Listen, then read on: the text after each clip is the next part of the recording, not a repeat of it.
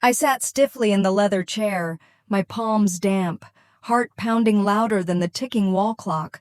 The room was heavy with silence, broken only by the occasional shuffle of papers or cough from a distant hallway. This was the moment I had dreaded the reading of my mother's will. Across the mahogany table sat my stepfather, Walter, impeccably dressed, as always, but with that same smug expression I'd come to know too well. He leaned back casually, glancing around the conference room like he owned it like he owned her. His lawyers flanked him on both sides, silent and self-important. The attorney, Mr. Hillman, cleared his throat, ready to begin. But Walter beat him to it. "There's no need for drama," he said, smirking in my direction. Claire made her wishes perfectly clear before she passed. Ivy gets nothing. My wife changed her will before the end. The words landed like a punch to the chest. I froze, every muscle tensed. I wanted to scream, to demand answers, but instead, I looked to Mr. Hillman, expecting him to confirm it, but instead, he chuckled. Not a polite cough, not a cough-hiding laugh, an actual, dry, amused laugh, as if someone had just told him the most absurd joke imaginable. Walter's smile twitched. "What's so funny?" he asked sharply. "Mr.?" Hillman leaned forward, tapping a folder gently. "Oh, Mr. Preston," he said. "I'm afraid you've misunderstood the situation entirely. In that moment, I knew something was coming, something my mother had planned, and maybe, just maybe, Walter was about to learn that he hadn't won after all, to understand how I ended up at that will reading, facing a man who thought he had erased me from my own mother's legacy. You'd have to know what life was like before he came along, before Walter Preston inserted himself into our quiet, beautiful rhythm. Growing up, it was always just me and Mom Claire Harper. She was everything to me, a best friend, a mentor, a single mother who turned her love for storytelling into a career that not only supported us, but inspired generations of children. Mom was a children's author, but not just any kind. She created the Willow and Finch series, a fantasy saga that had enchanted libraries and school shelves for over a decade. Kids wrote to her. Teachers assigned her books. And moms like mine proudly handed signed copies down to their own children. But to me, she wasn't some best-selling name on a cover. She was the woman who read bedtime stories in funny voices, who made blueberry pancakes every Sunday, and who doodled in the margins of grocery lists when inspiration struck. She wrote magic. Yes, but the real magic was how she raised me, with grace, laughter, and a deep sense of independence. We lived in a modest two-bedroom home in Portland for most of my childhood. Nothing fancy, but warm and alive. Mom's writing nook took up half the living room, an old oak desk stacked with notebooks, dried pens in mason jars, story outlines pinned to a corkboard shaped like a tree. I spent hours lying on the carpet next to her, sketching while she typed. Money wasn't always abundant in the beginning. I remember nights when she'd nervously sip tea while checking her bank statements. But she never let fear stay long. She treated every struggle like a plot twist to be written through. When Willow and Finch was picked up by a major publisher, everything changed. The series exploded. By the time I turned 16, we had moved into a craftsman-style house just outside the city. She converted the attic into a writing studio. For the first time, she bought herself a new car, nothing flashy, just reliable, and I got my own room with a window seat, despite her growing fame. Mom never changed. She refused interviews that felt too performative. She ignored offers to license her books into cartoons, insisting her stories weren't meant to be diluted into merchandise. She told me once, "Stories shape people. That's a responsibility, not a business opportunity." She believed in that. She believed in art, in purpose, in building something that would last beyond her. When I decided to study art education in college instead of English or literature, I half expected her to try and nudge me toward writing, but she just smiled and said, "Then go make beauty in the world. We need more of it." It was during my last year at university when she told me she was seeing someone. We were having tea on the porch, wrapped in blankets. Portland's typical drizzle misting the trees. His name's Walter. She said, "He's different." I glanced at her. Different how she looked dreamy, a little girlish, even. He listens. He's sharp. Older. But he understands the business side of things I never quite figured out. That was the first red flag for me, not the age gap.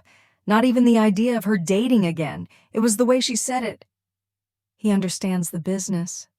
As if somehow, in all these years, she hadn't mastered her own empire. Walter Preston entered our lives like a gust of cold air through an open window. Tall, silver-haired, impeccably dressed. He introduced himself to me at dinner with a firm handshake and a faint British accent he later admitted was mostly from boarding school. He was charming in that well-rehearsed way, attentive but not warm, polite but clinical. He asked me about my studies, nodded appropriately. But I could tell his interest didn't go beyond formality. Still, he made Mom smile. He brought her flowers, quoted her book reviews back to her, and praised her writing with the kind of polished admiration that sounded like a pitch. She blushed when he touched her back lightly in public, and she began talking about things I'd never heard her mention before: trusts, licensing, franchising, foreign rights. He's helping me organize everything. She explained when I asked why Walter seemed to be reviewing her contracts. "You've always done fine on your own," I replied. She tilted her head. "Yes, but I've never thought long-term. Walter makes me think about legacy. Legacy." That word stayed with me. 6 months after they met, she told me they were engaged. It was quick. Too quick. But I kept my concerns to myself. I told myself she deserved happiness. Someone to lean on. I had just accepted a job at a public school in Seattle and didn't want to seem ungrateful. They married that fall in a quiet ceremony by the coast. I was her maid of honor. I wore seafoam green and tried not to notice how Walter kept subtly steering conversations back to himself. He was already consulting with her accountant, helping streamline her earnings. I bit my tongue when he joked about making her a brand someday. After the wedding, I noticed small changes. Her emails became less frequent. When we did speak, she seemed tired, distracted. She stopped mentioning her writing and started talking about planning. Walter had convinced her to hire a business manager, then a publicist. She hadn't published anything in over a year. "You're still writing, right?" I asked her once. She gave me a weak smile. "Here and there. Mostly edits. Walter thinks I should focus on preserving the existing series, but that's not who you are." I said gently. "Ivy," she said with a sigh. "Maybe I don't have to be who I've always been." I didn't like it. I didn't like any of it. But I kept the peace. Because she said she was happy. Because maybe she wanted a break. Because sometimes you have to let people make their own choices even when they scare you. It wasn't until I visited her one weekend and found her study empty, her desk replaced by a bar cart and a leather lounge set, that I realized something had shifted beyond repair. Walter had remodeled it into a reading parlor. "I didn't need the clutter," she said flatly, sipping tea from a bone-white cup. "Walter says it's time I live like the woman I've become." I nodded, but inside, I knew she wasn't living like herself anymore. She was living like his version of her. After that visit, the one where Mom's study had become a reading parlor, I tried to dismiss the unease gnawing at me. Maybe she did want change.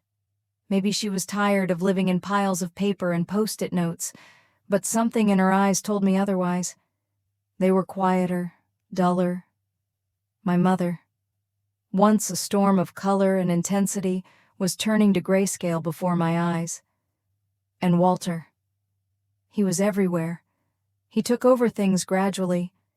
First, it was helping with her publishing rights, then managing her speaking engagements. He said public appearances were too draining and not scalable.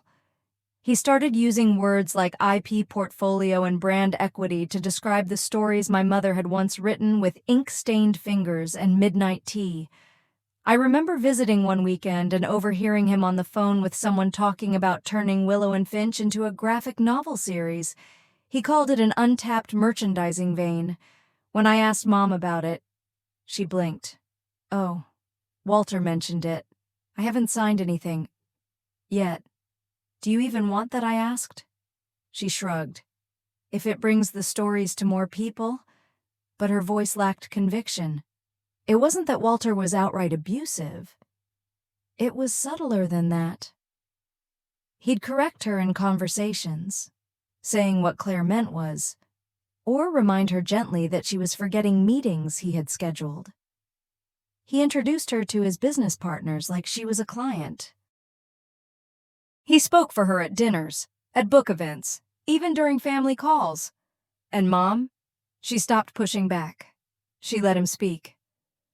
"I'm just tired lately," she would say when I brought it up. She was tired because he was draining her. I began to notice how isolated she was. Her longtime assistant had been let go to simplify expenses. Her closest friends were no longer visiting. Even Aunt Nora, Mom's older sister and the woman who practically raised me when Mom had deadlines, hadn't heard from her in months. "She's busy," Walter would say smoothly. So much on her plate. It was like watching someone slowly get erased, but not all at once, stroke by stroke. One night, I called her after a rough week at school. I just needed to hear her voice. But Walter answered. "She's asleep," he said flatly. "It's 7:30. She's been under the weather. She needs rest. She told me to call tonight." I said, heart tightening. "Well, plans change. Good night, Ivy." Click. I stared at the phone, furious and helpless. The next day, I drove down to see her without warning. Walter wasn't home. A young woman, new staff, apparently let me in. Mom looked frail, pale, sitting in the sunroom wrapped in a cashmere shawl, a paperback open in her lap but unread. When she saw me, her eyes lit up for a moment, then dimmed again. "Ivy," she said, voice soft. "You didn't say you were coming. Didn't think I needed to," I replied, sitting beside her. "What's going on?" "Mom." She smiled faintly. "I'm just a little run down. Since when you've never been the nap in the day type?" She didn't answer. That night, after Walter returned, I confronted her in private while he took a call upstairs. "Are you okay? Is he hurting you?" She looked shocked.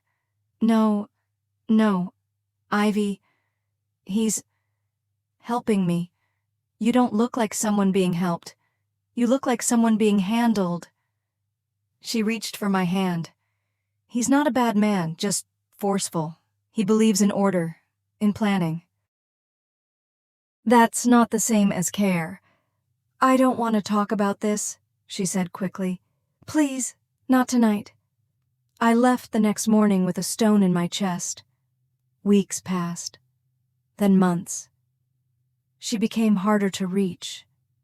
Her email replies were brief, sterile. Her voice on the phone more measured. Walter often answered and said she was in meetings, or resting, or away on a wellness retreat. And then, out of nowhere diagnosis, late-stage ovarian cancer. I learned from a generic email that was also CC'd to close associates. That's how I found out my mother was dying. I called immediately. No answer. I drove down that same night. Walter met me at the door, arms crossed. "She's resting. Come back tomorrow." "I'm not going anywhere," I said through gritted teeth. He sighed like I was a nuisance. "Fine." 10 minutes. I pushed past him. Mom was in bed, thin and pale, but awake. "Ivy," she whispered. I told him not to send that email. I wanted to call you myself. I sat beside her, tears already forming. "Don't worry about that. I'm here now. We didn't have long." She tired easily. But in those quiet hours over the next few weeks, I made every effort to be present. I changed my teaching schedule. I drove down every Friday night and stayed through Sunday. When Walter wasn't around, we'd talk like we used to about books, my students, memories of when she used to braid my hair while outlining chapter plots aloud. But there was something else, something she was holding back. One Sunday morning, just before I left, she took my hand and said, "If something happens, there's a file in my old writing trunk in the attic. It's under the false bottom. You'll know it when you see it. Mom Ivy, just promise me. If anything ever seems wrong after I'm gone, look." I nodded, heart racing. She fell asleep before I could ask more. 2 weeks later, she was gone. Walter called me with no emotion. She passed in her sleep. Arrangements are already underway. The memorial will be private, just like that. No involvement, no choices, no final say. At the service. Walter stood at the front and called her the love of his life while not mentioning me once. Photographs lined the walls only of the two of them. None from her early years. No childhood photos of me. No friends from her early career. No copies of her books on display. It was like she'd been rewritten. As I left the church, someone handed me a small card, one of the original Willow and Finch bookmarks, on the back, in my mother's handwriting. It read, "Trust the ink beneath the page. C.H." I didn't understand it then, but I would soon, after the funeral. I stayed behind while most guests trickled away into polished cars and rain-slicked streets. Walter didn't speak to me. He gave me a cool nod as if I were a distant colleague. Not the daughter of the woman we were burying. Aunt Nora held me in a long, tight embrace before she left. "That man," she whispered near my ear, always felt like a storm cloud hanging too low. I watched Walter from across the room as he chatted with two men in tailored suits, likely business partners or lawyers. He gestured with that performative grief he wore like a coat. Hollow eyes, measured nods, not a shred of genuine sorrow. He had erased me from the ceremony just as he had erased Mom's study, her voice, and eventually her will. Or so he thought. The next morning, I returned to the house. It was no longer our home. Walter answered the door in a cashmere robe and raised one eyebrow at me. "I'd like to gather some of my mother's personal items," I said, steadying my voice. "Everything is being inventoried for estate purposes." He replied smoothly, "We can discuss your role, if any, once the probate process is complete." She told me I could have her books, her letters, the photo albums Claire left instructions, he said, cutting me off, cutting me. "And unfortunately, Ivy, you're not mentioned." He shut the door. I stood there for a long moment, my childhood home behind a locked door, my mother's life, her objects, her memories, her legacy hidden from me by a man who hadn't even known her 5 years. But I remembered her voice. "There's a file. In the writing trunk. Under the false bottom." I had to get inside. That weekend, with Aunt Nora's help, I contacted a lawyer, an old colleague of my mother's named Eli Ward. He was soft-spoken, silver-haired, and after hearing the circumstances, he agreed to assist. I knew Claire. He said as we sat in his book-lined office, "She was brilliant, meticulous, and very protective of you." Could Walter really have manipulated her into changing her will possible? He said. But unlikely if she had time to prepare. Claire didn't miss details. I felt a flicker of hope. Later that night, I parked down the street from the house. I waited until the lights were off. I had the spare key. Mom had given it to me years ago, and I never returned it. The house creaked underfoot as I moved inside. The hallway smelled like cedar and floor polish. Most of Mom's personal touches were gone, replaced by sleek black frames and soulless art prints. But I didn't linger. I went straight to the attic. The writing trunk sat beneath a dust-covered canvas. I knelt beside it, fingers trembling, and opened the heavy lid. Her scent hit me first: lavender, old paper, ink. I sorted through a few notebooks before spotting it. A panel at the bottom, slightly raised. I pried it loose. There it was, a thick, sealed folder labeled in her handwriting. "If anything happens to me, for Ivy." I sat on the attic floor and opened it. Inside were printed emails between Mom and a law firm, Hillman and Drew, LLP.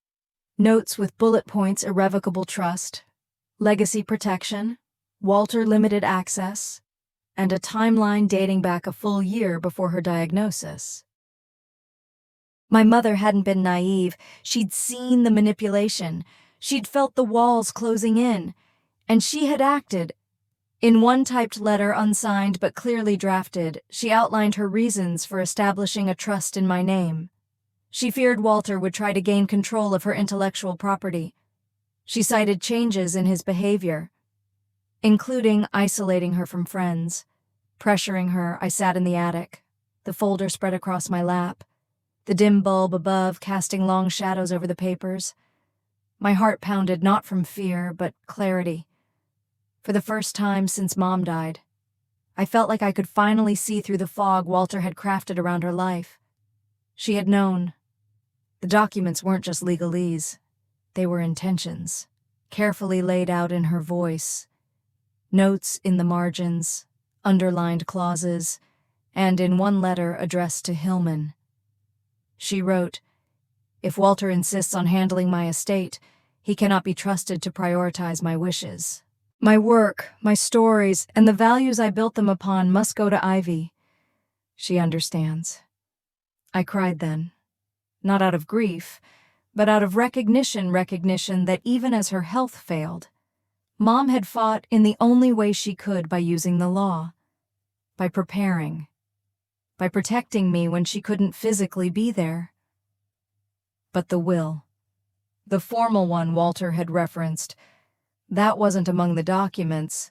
What was in the folder, however, was even more powerful paperwork confirming the establishment of the Claire Harper Living Trust, signed and notarized over a year before her death.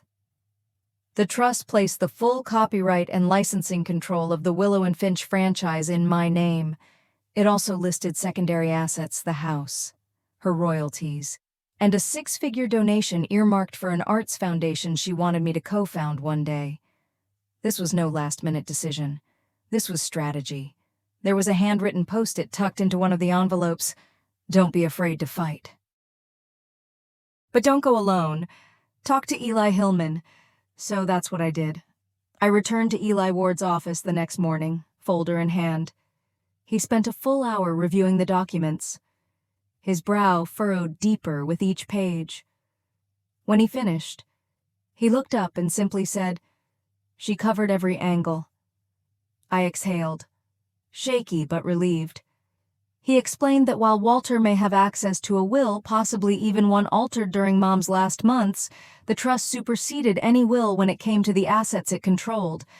And since Mom had placed nearly everything of value into the trust while she was alive, there was little left for a will to even govern. "Trusts are living," Eli explained. "They operate independently of probate court. That's why people like your mother use them to avoid exactly the kind of manipulation you're describing. But can Walter contest it? Anyone can try," he said. But Claire was lucid, documented, and consistent. The fact that she set this up before her diagnosis is crucial. It proves intent unclouded by illness. He tapped a section of the document. She even included a deterrent clause. If a named party contests the trust, they forfeit any residual benefits. I blinked. "You mean if Walter challenges it, he risks losing whatever scraps he's banking on?"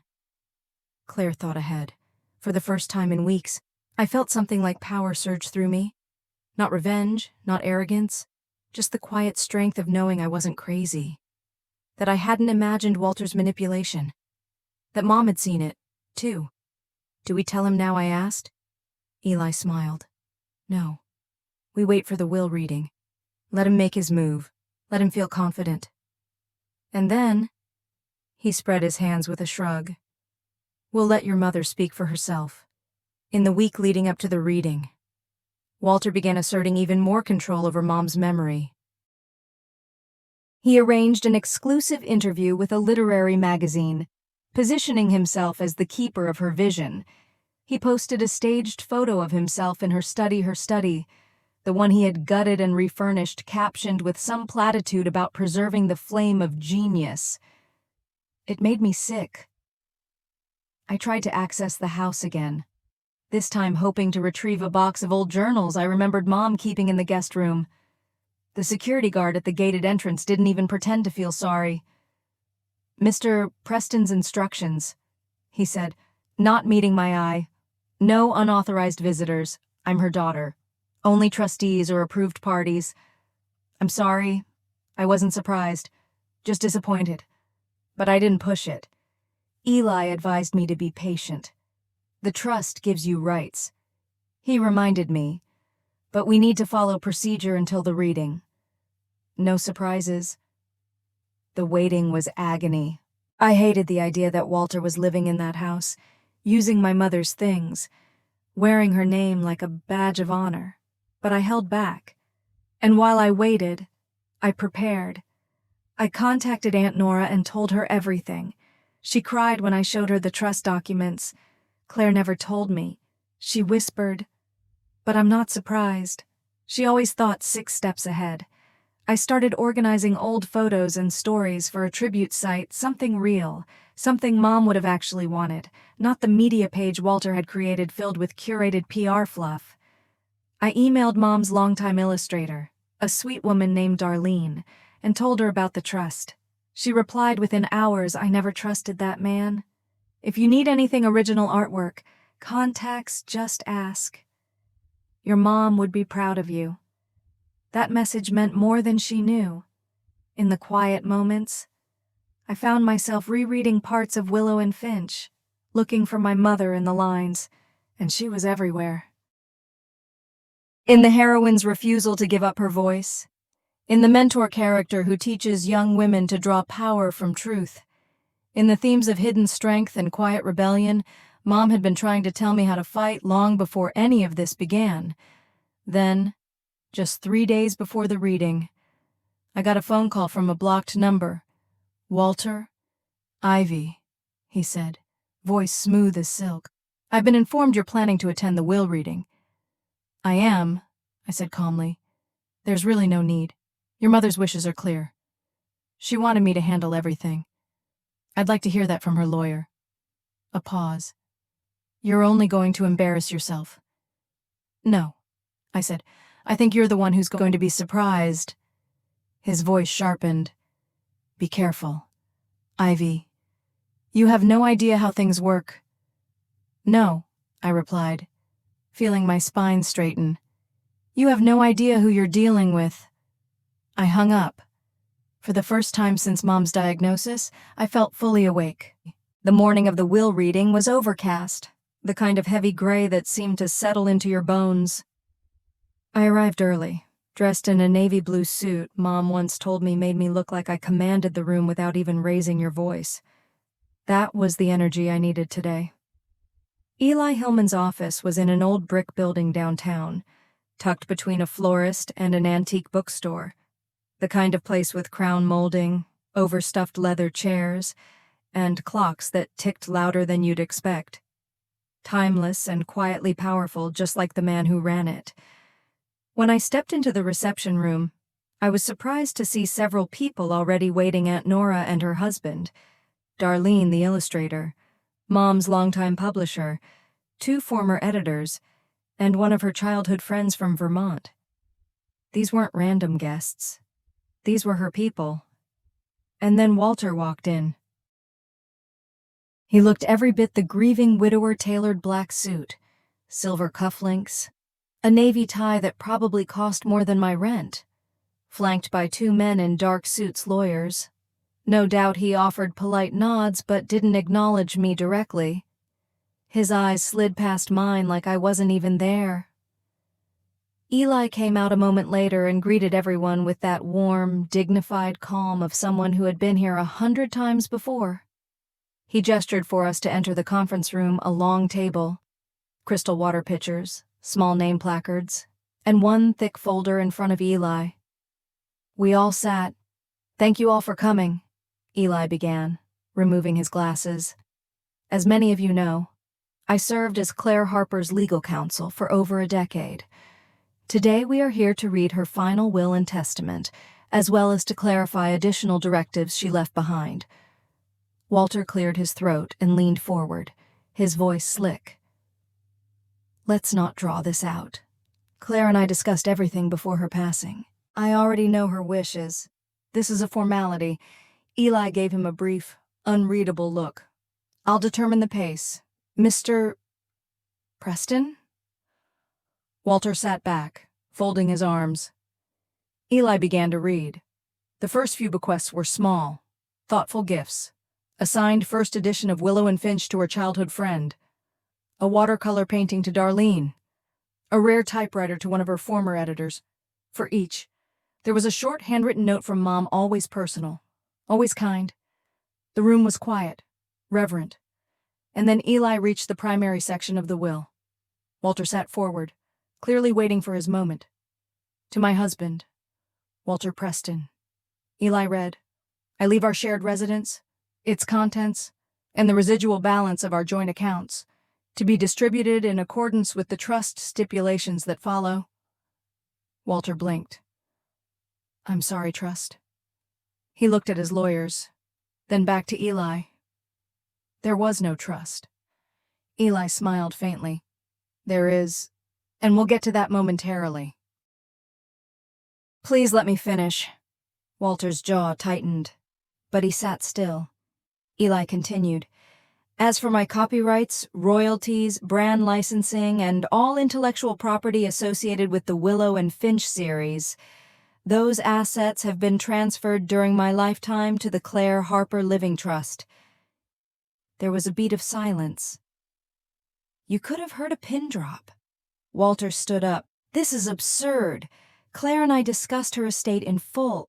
She would never do this without telling me. She did, I said, finally breaking my silence. She told me where to find the documents. She created the trust before her diagnosis. She wasn't of sound mind. Walter snapped, pointing at Eli. If she changed her wishes near the end, those take precedence. Eli folded his hands calmly. Mr. Preston. The trust was signed, notarized, and funded over 14 months before her death. That's well before any decline in health. Claire ensured the trust held nearly all major assets. Walter's lawyers whispered furiously beside him, but he ignored them. You mean to tell me she secretly moved everything into a trust and didn't tell me? That's correct, Eli said. She had every legal right to do so with her separate property. Claire was thorough. She kept full documentation. There is also a clause stating that if any party contests the trust, they forfeit all proceeds named in the will. Walter froze. What exactly does that mean? It means, Eli said gently, if you challenge her wishes publicly, legally, in any way you walk away with nothing, not the house, not the accounts, not even the Porsche. A ripple of reactions spread across the room. Darlene raised an eyebrow. Aunt Nora actually smiled. Walter sat slowly, hands gripping the edge of the table. His face had gone pale. Who? He whispered. Is the beneficiary? Eli looked at me. Ivy, he said. The Claire Harper Living Trust names Ivy Harper as the sole beneficiary of Claire's intellectual property and residual royalties. The trust also grants her authority over licensing rights and asset control. Walter turned to me, his voice low and venomous. You manipulated her. She saw through you, I replied, voice steady. And she protected what mattered. His chair screeched against the floor as he stood up. This isn't over. Eli nodded politely. You're free to consult legal counsel, but I'd advise them to read the trust thoroughly before recommending a challenge. Walter stormed out, his lawyers trailing behind him. The door slammed harder than it needed to. Silence followed. Then Eli let out a slow breath. She really did think of everything, he murmured. I nodded, too stunned to speak. The rest of the meeting passed in a blur. Final notes were read. Personal items would be delivered to the people Claire had chosen. And then, when everyone had gone, Eli handed me a sealed envelope. She wanted you to have this today, he said. She said it would make sense once you'd heard everything. My hands trembled slightly as I took it. In Mom's looping script, it read simply, My dearest Ivy, I know you were scared. I was, too. But I wasn't helpless. You were right about him. And I want you to know I saw everything. Thank you for loving me enough to fight. Now, go live boldly. And trust yourself the way I always did. All my love. Mom. I pressed the letter to my chest, blinking away tears. Walter may have thought he won, but Mom had been playing the long game, and she had just made her move. Walter's retaliation came swiftly. Just 3 days after the will reading, Eli forwarded me a formal notice, Walter Preston versus the Claire Harper Living Trust. He was contesting the trust on the grounds of undue influence, claiming I had manipulated my mother in her final year, exploiting her illness to secure financial control. It was insulting, of course, but also revealing. He had nothing else. Eli was unfazed. This was always a possibility. He said calmly over tea in his office. Claire anticipated it. That's why she documented everything. He handed me a thin, secure envelope. Inside were flash drives, each labeled, each filled with scanned letters, emails, legal correspondence, and even audio notes, Mom's quiet chronicle of everything that had happened since Walter had entered her life. One of the recordings was dated nearly 14 months before her death.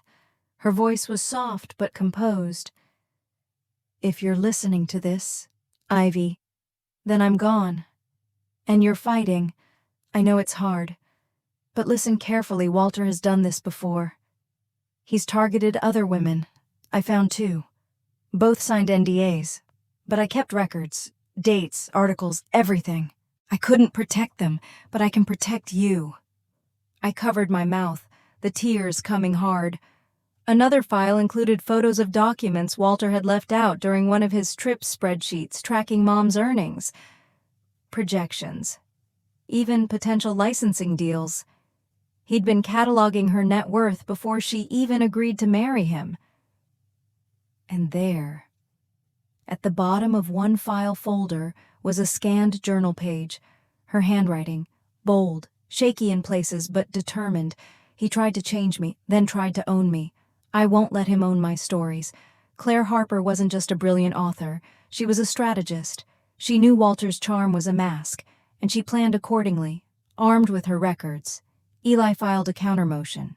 Within days, the court granted us a temporary injunction, preventing Walter from selling, transferring, or even entering the trust properties, including the house. That was my opening. With a court-approved order in hand, a locksmith, and a county sheriff, I returned to the house I had grown up in. Walter wasn't home, but his staff stood awkwardly aside as we entered. I expected to feel triumphant. I didn't. I felt hollow, like walking into a museum of something precious that had been vandalized. The house had changed. Mom's vibrant throw pillows, mismatched bookshelves, framed photographs all gone, replaced by sleek, sterile decor, cold art, neutral tones. The walls looked like they belonged to a hotel. We went room by room. Using a detailed inventory, Claire had prepared every item she considered part of her legacy. Her antique writing desk, her collection of fairy tale books from around the world, the quilt her grandmother made, her journals. Many were gone. We found receipts for auctions, consignment shops, and collector buyers. Walter had been quietly selling off pieces of her life, her story, but he hadn't erased everything. In the upstairs linen closet, hidden behind a false wall, we found a trunk. It contained original Willow and Finch manuscripts annotated in red pen, covered in coffee stains and early sketches from Darlene. Also, inside a framed photo of me at age 10, standing beside Mom at her first book signing. She hadn't let go. She had hidden it, preserved it. I broke down in that hallway, sobbing into the lap of memories. After I composed myself, I returned downstairs to meet the sheriff. "We'll be changing the locks today," he said. "Your name's on the trust. You're within your rights." I nodded. "I want to make this place hers again." He gave a kind smile. "Then I'd start by bringing back the color." That night, I slept in Mom's bed for the first time since her passing. It was quiet, heavy with echoes, but I wasn't afraid anymore. Walter's legal challenge escalated quickly but fell apart just as fast.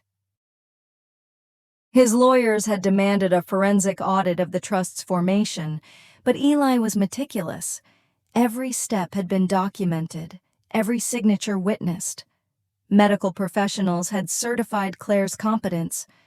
In fact, 2 of her doctors had even submitted letters confirming she had full capacity of mind at the time of the trust's creation. Then came the bombshell. Eli presented evidence from a private investigator Claire had hired 2 years earlier, the same one who tracked Walter's movements, finances, and history of short-term marriages to older, wealthy women, each ending in a generous divorce settlement. 2 of those ex-wives had signed NDAs, but one whose name I won't write here agreed to testify via affidavit. She described a similar pattern: love bombing, financial access, isolation, and eventual liquidation of assets. "He treats women like banks," she wrote, "withdraws until they're empty." That sentence became part of our court filing. Walter's lawyers began to withdraw. The media picked up on the story after someone, not me, I promise, leaked it to an online literary blog.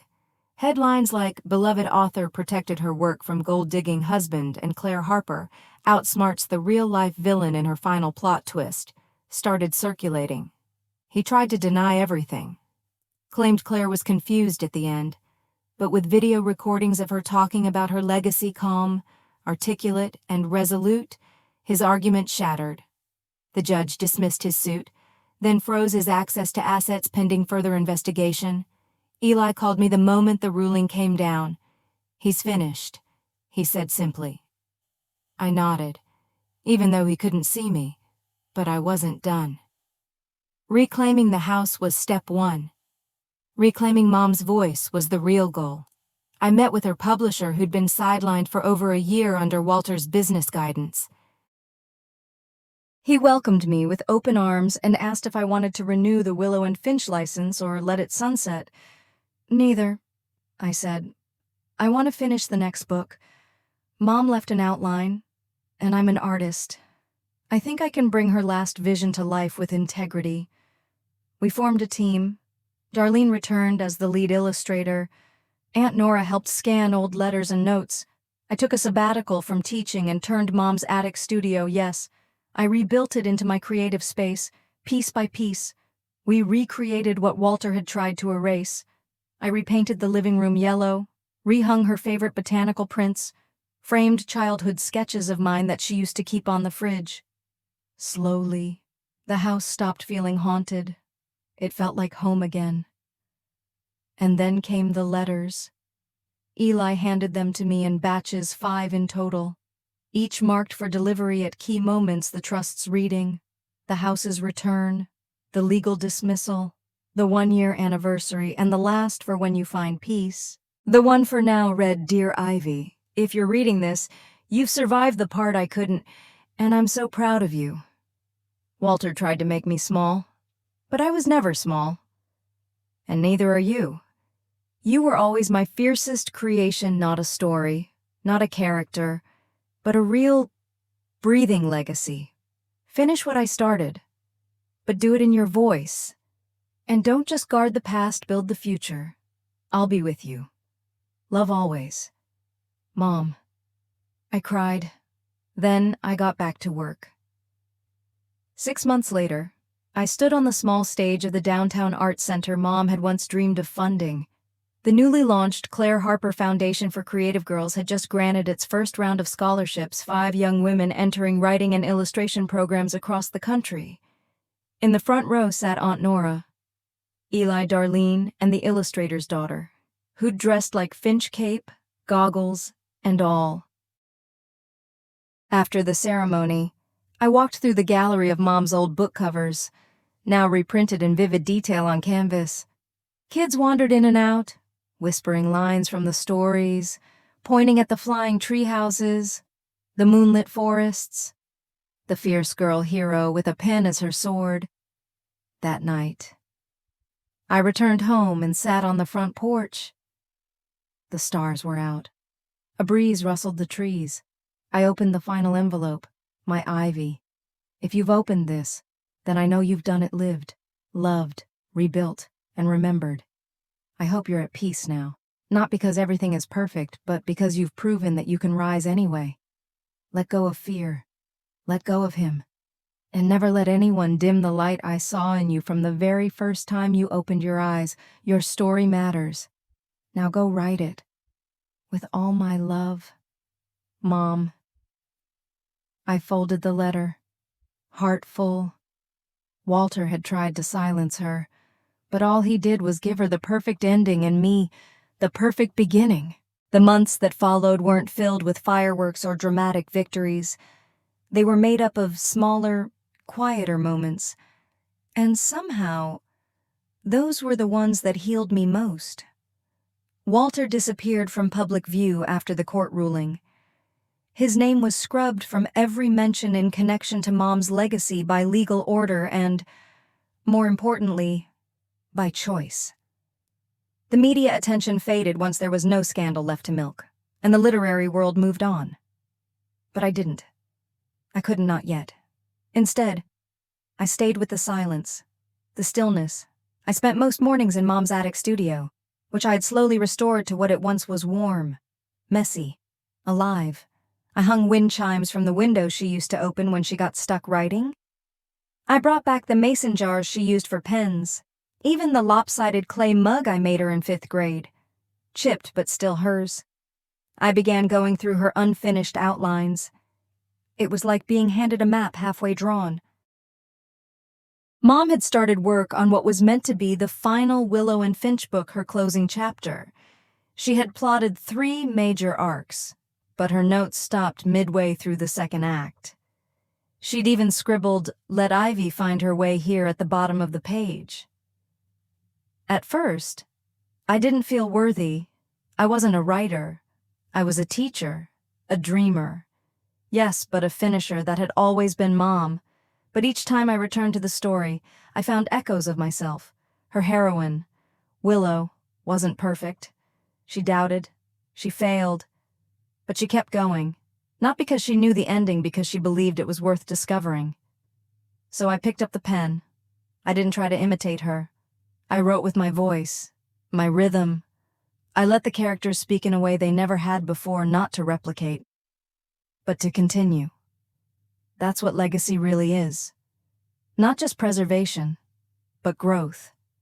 In parallel, the Claire Harper Foundation for Creative Girls began gaining momentum. The first cohort of scholarship recipients became a beacon. These weren't just art students, they were survivors, fighters, builders, girls who had been told their dreams were too soft, too small, too impractical. We gave them space, tools, mentorship, and a platform. One of the students, Mariella, had lost both parents in a fire and lived with her aunt in a cramped studio. She submitted an animation sequence based on Willow and Finch that took my breath away. I brought her to the publishing team, and they offered her a junior design position on the spot. She cried. I cried. It was the full circle moment Mom would have adored. Meanwhile, I made peace with the house, our house. I kept some of Mom's choices, even the ones she'd made with Walter.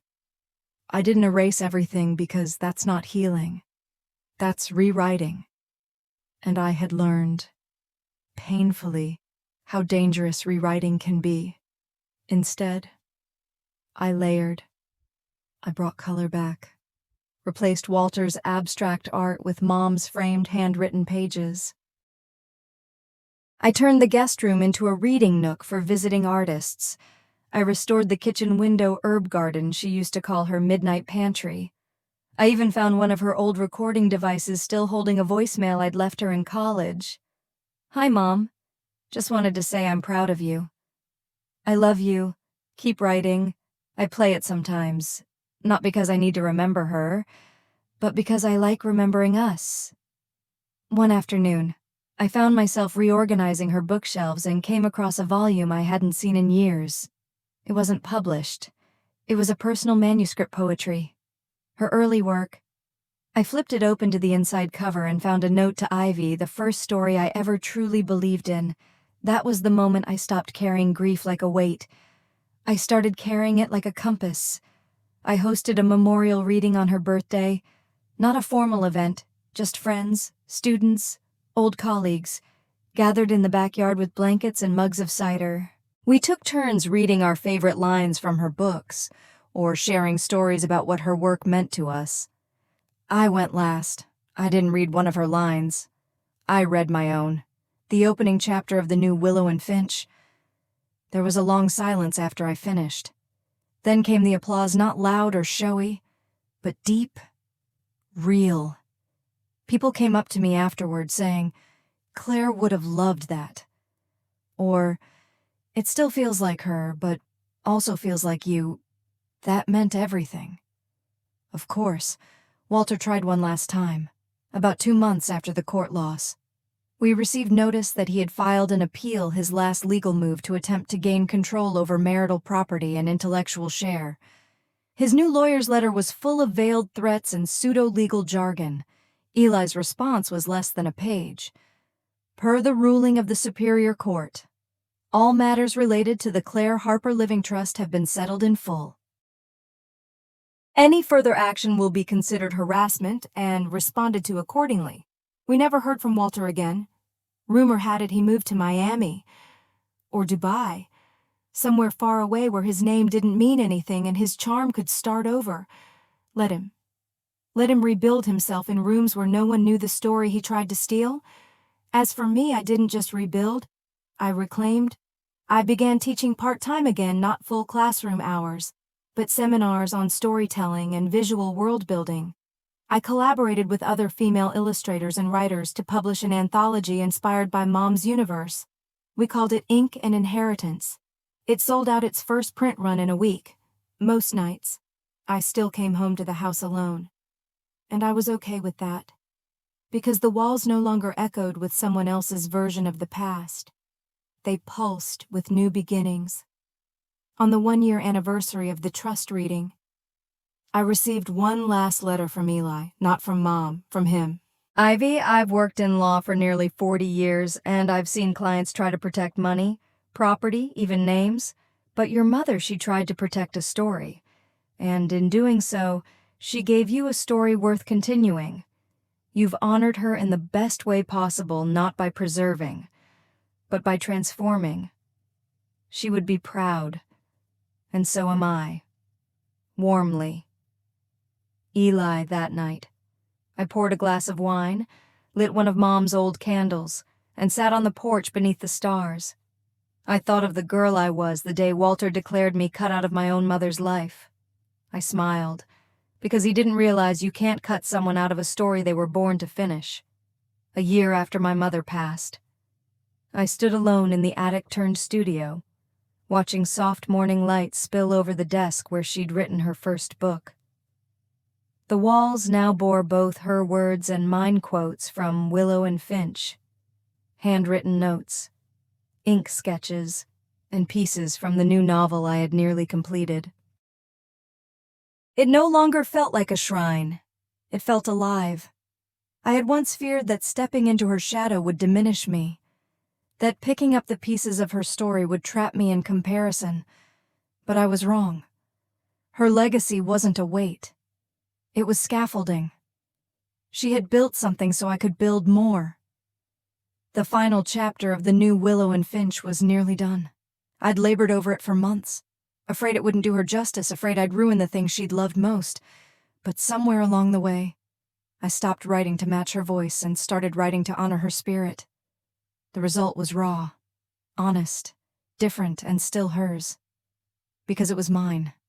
And now, it was time to let go. That afternoon, I met Darlene and the publishing team to deliver the manuscript. We printed the title page on thick ivory stock, and I signed it with a simple line at the bottom for Mom. The final adventure continues. They clapped. Darlene cried. The publisher handed me a fresh hardbound dummy with mock-up art, and for a moment, I held both our worlds in my hands, what she built and what I added. It was closure. But it wasn't an ending. After that, I spent a week traveling.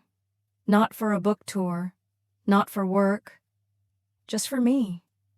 I visited Vermont, where Mom grew up. Walked the forest trail she described in old journals, the one where she first imagined Willow crossing a rope bridge into a world of floating trees. I left a note on a birch tree carved with her initials, tucked into a sealed plastic pouch. She finished the story, and now I'm writing mine. Then I went to a small mountain cabin we used to visit when I was little, before the books, before the money, before Walter, just Mom and me and the sound of wind through pine needles. I brought her last letter, not the final envelope from Eli, her final letter. The one she wrote by hand and hid in the trunk beneath her old manuscript drafts. The one I found only a week before this trip, folded neatly. No envelope, just addressed to Ivy. When you're ready. I read it in the morning light, sitting on the old wooden steps with a blanket wrapped around my shoulders. My dearest Ivy, if you found this, then maybe you've come full circle. Maybe you've walked the hard path and returned, not to where you began, but to yourself. I know the world tried to silence me at times. I know Walter tried to shrink me down into something he could control, but he couldn't. Not really, because I had you. You reminded me that power isn't in shouting. It's in choosing what not to surrender. You are my story, Ivy. The one I never had to write down, because I lived it. Every day I was your mother was a page worth keeping. So now, I let go. I trust you. Love always. Mom. I didn't cry this time. I just sat there, letting the silence say what words couldn't, letting the wind turn pages only I could see. I stayed another day, then returned home. The house felt different now, lighter, freer. Not haunted by what happened, but anchored by what had been saved.